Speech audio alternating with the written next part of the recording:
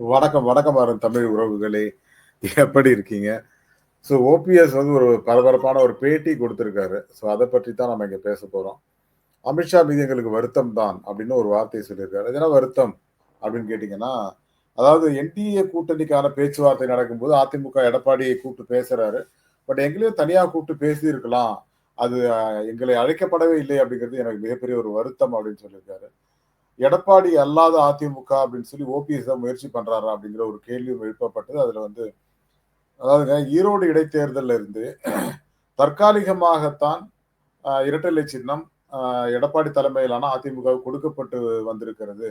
ஆனால் நாங்கள் நினைத்தால் இந்த நிலை மாறலாம் அப்படின்னு சொல்லியிருக்காரு. யாரு? ஓபிஎஸ் அவர்கள்.